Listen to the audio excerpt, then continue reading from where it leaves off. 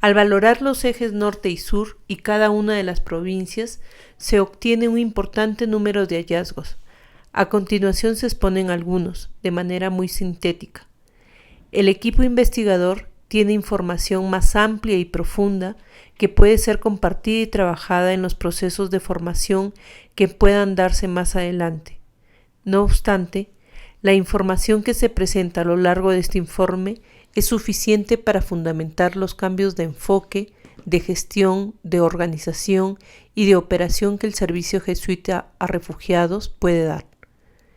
En primer lugar, vemos que cada uno de los ejes en los cuales desarrolla actualmente su trabajo el servicio jesuita a refugiados en Ecuador tiene una valoración diferente entre sí y también en comparación con el nivel nacional.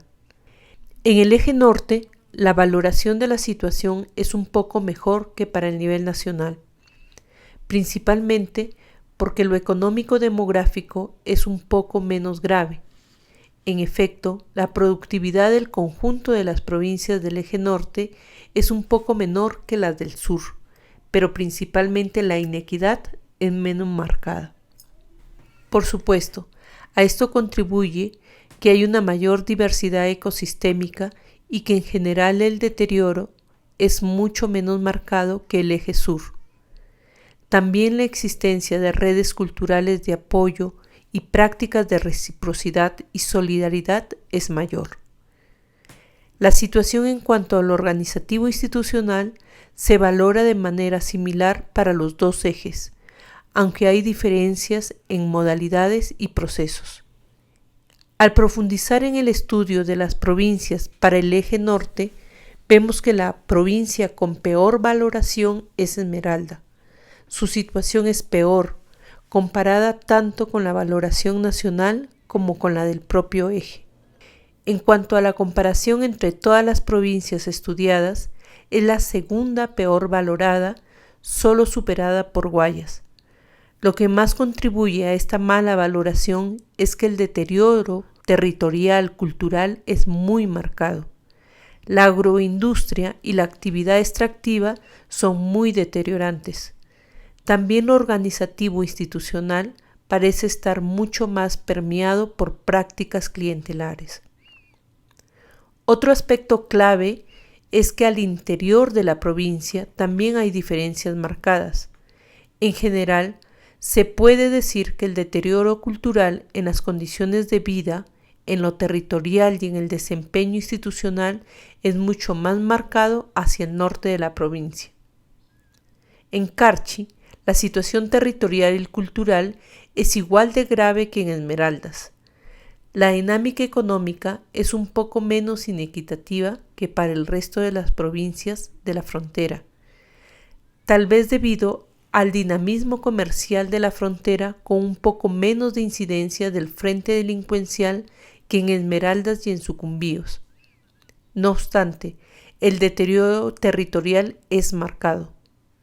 En este caso, la muy baja diversidad agrícola con franca primacía de papa y leche, con usos intensivos del suelo, excesiva ampliación de la frontera agrícola y un uso excesivo de plaguicidas y fertilizantes químicos. Es importante resaltar que Imbabura y Sucumbíos, aunque tienen diferentes formas de dotación ecosistémica y cultural, así como formas económicas también diferenciadas, tienen valoraciones muy similares. Además, el patrón de sus valoraciones coincide plenamente con la valoración del nivel nacional. En otras palabras, se puede decir que son las únicas dos provincias promedio de todas las 8 valoradas. La inequidad en estas dos provincias es tan marcado como en Esmeraldas, mientras que en Pichincha y el Carchi lo es menos.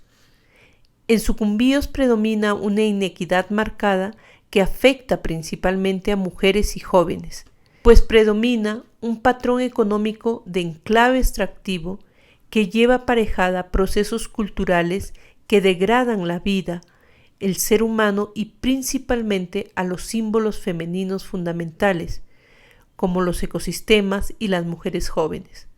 Esto se ve agravado por el aumento gradual pero sostenido de diversas manifestaciones delincuenciales con influencia cada vez más evidentes de grandes organizaciones de tipo mafia como el Cartel de Sinaloa. De otro lado, cuenta con elementos protectores importantes, la pervivencia y presencia cotidiana de culturas ancestrales con alto grado de pertinencia territorial, la diversidad cultural en asentamientos urbanos por presencia de olas colonizadoras sucesivas provenientes de casi todas las regiones del país, la memoria reciente de una iglesia católica comprometida con los pobres, que aunque ahora es mucho menos comprometida, aún mantiene acción eclesial, la inminencia y la trascendencia de la selva, quien aunque expoliada y maltratada aún tiene presencia significativa. Paradójicamente, la presencia de grupos insurgentes colombianos es un factor protector, pues donde hay presencia significativa de estos, generalmente existen procesos para el manejo de los conflictos cotidianos que impiden que la anomia cultural se profundice. En Imbabura, los mayores problemas provienen de la excesiva presencia de prácticas agrícolas modernas con alto uso de insumos químicos, el aumento progresivo de la frontera agrícola, la fragmentación de los ecosistemas. Sin embargo, aún persisten prácticas agrícolas más acordes con los ecosistemas, unidas a modelos comunitarios de vida como factores protectores, aunque estas prácticas se modernizan cada vez más. En Pichincha, las oportunidades derivadas de la concentración de riqueza, infraestructura social, cultural e institucional son las mejores del país. Así, el promedio provincial de la relación productividad-inequidad es menos grave que el promedio nacional, aunque predomina la precarización laboral, la informalidad, la inequidad y las valoraciones más deteriorantes que se encuentran concentradas en los sectores populares marginales en la ciudad de Quito. Un ejemplo de esto es el mapa de desnutrición crónica infantil realizado por la Secretaría Metropolitana de Salud. De acuerdo con los datos disponibles, esta situación se mantiene y tal vez aumenta. Esta es una característica tan generalizada que casi es un axioma. Desde la perspectiva territorial, donde se concentra la mayor acumulación y las mayores oportunidades de inclusión, también se concentran las mayores problemáticas, aunque el promedio tiende a ocultar esta disparidad. Esta menor gravedad promedio del deterioro en la provincia de Pichincha también se deriva del hecho que el territorio Quito región impacta a distancia a otros territorios, ya sea por la vía de succión y atracción de bienes, productos, capitales y personas, como por la vía del sometimiento de procesos económicos locales, o por la vía de exportación de externalidades negativas a otros territorios. Es importante resaltar que en este eje norte se puede identificar un territorio en forma polígono romboidal conformado por el sur del Carchi, toda la provincia de Imbabura y el norte de Pichincha, sometidos a gran presión con direccionalidad al deterioro y que por lo tanto en los próximos 15 años este polígono tenderá al deterioro marcado y profundo en diversas dimensiones: territorial, ecosistémico, social, cultural, en condiciones de vida y equidad organizacional e institucional. Advertimos que paulatinamente su valoración se acercará a la de Guayas y que junto a Esmeraldas tienen las mayores posibilidades en el eje norte de convertirse en provincias de muy alta inequidad y deterioro. Es posible también que la influencia del frente delincuencial avance tanto que amenace a la primacía del frente pro sistema mundo moderno. A este fenómeno territorial cultural lo hemos denominado polígono territorial norte, presión y deterioro crecientes. Este es un territorio estratégico para el accionar expansivo tanto del frente pro-sistema mundo moderno como del frente delincuencial. Su importancia estratégica está relacionada con su localización estratégica. Es un eje de cruce norte-sur evidente con alta permeabilidad oriente-occidente. Son 3 las presiones principales a las que está sometida esta provincia. 1. Las afectaciones derivadas de las propias dinámicas internas de este territorio. 2. La afectación derivada de la expansión creciente de Quito región con primacía de Quito metropolitano. 3. La afectación derivada de la expansión de dominio creciente delincuencial desde el borde fronterizo Colombia-Ecuador.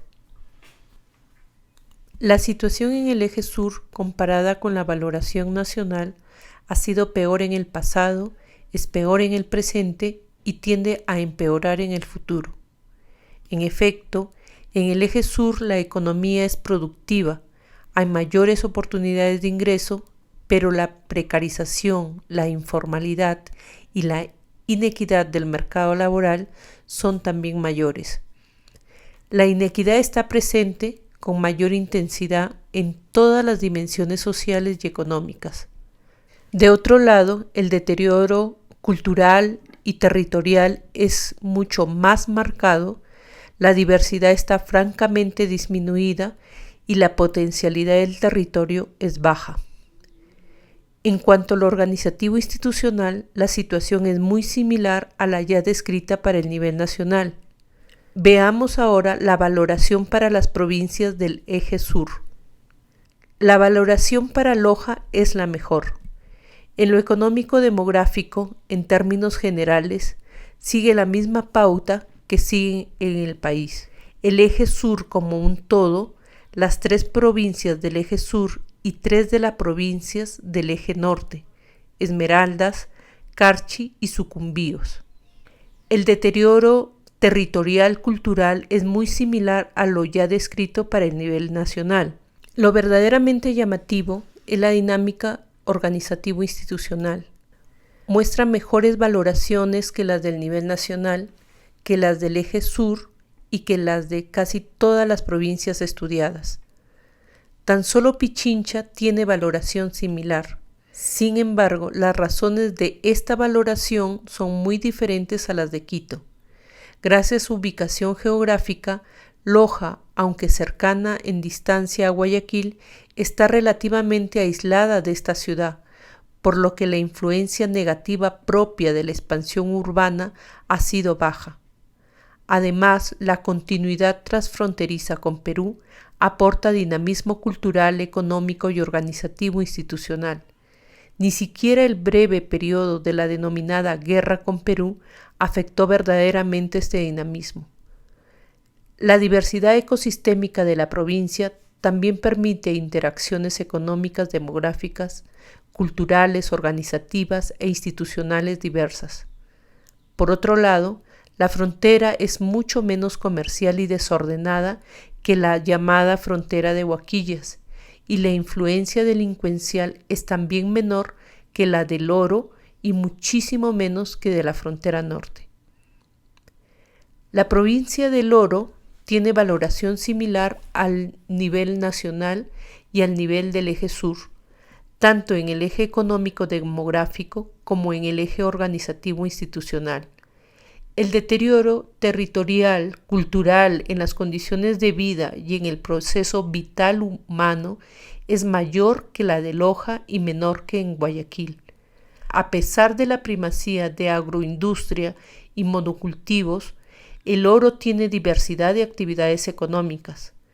Coexisten actividades de economía real de poca externalidad negativa, como la pesca artesanal y la agricultura campesina, con actividades de alto impacto negativo en la vida, como las actividades extractivas y las actividades relacionadas con el frente delincuencial, fortalecidas y amparadas por la muy baja capacidad de regulación estatal, por el desorden imperante en la frontera de Huaquillas y por la permeabilidad marítima.